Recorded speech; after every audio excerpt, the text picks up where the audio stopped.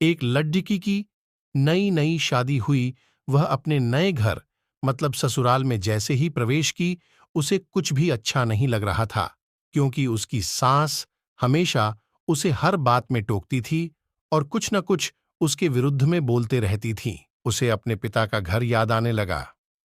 हर पिता के समान उसका पिता भी उससे बहुत प्रेम करता था। बचपन से जवानी तक पिता ने अपनी बेटी की सारी जरूरतों को पूरा किया था और बहुत लाडों से अपनी बेटी को पाला था। यह नई नवेली दुल्हन अपनी सास के इस रूखे व्यवहार के कारण परेशान हो गई और कई बार तो उसने अपनी सास को खरी खोटी सूना देती थी, जिसके कारण घर में बद्दी ही असमंजस की परिस्थिति हो गई। वह अपने पिता के घर लौट आई और रो रो कर पिता से कहने लगी, पिताजी, मैं अब उस घर में नहीं जाऊंगी, यहीं आपके पास रहूंगी। यदि आप मना करेंगे तो मैं आत्महत्या कर लूंगी। पिता समझदार थे। पिता ने बेटी को 2 दिन के बाद कहा, बेटी, यदि मैं तुझसे एक बार जैसा कहूं, क्या तू करने को तैयार है? यदि तू उसके बाद भी कहेगी कि तू इस घर में मेरे साथ रहना चाहती है, तो कोई बात नहीं।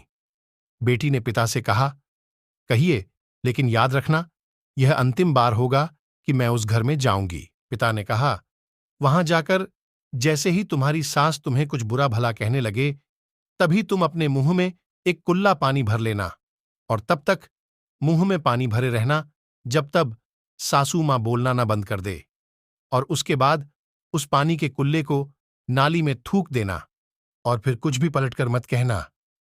बेटी को कुछ समझ में नहीं आया, लेकिन बेटी तैयार हो गई। बेटी ने ससुराल जाकर ऐसा ही किया। जब भी सासू मां कुछ कहना शुरू करती, तुरंत बहू मुंह में पानी भर लेती और बहुत देर तक भरी रहती। धीरे धीरे कुछ ही दिन में सासू मां का व्यवहार इस बहू के प्रति नम्र हो गया।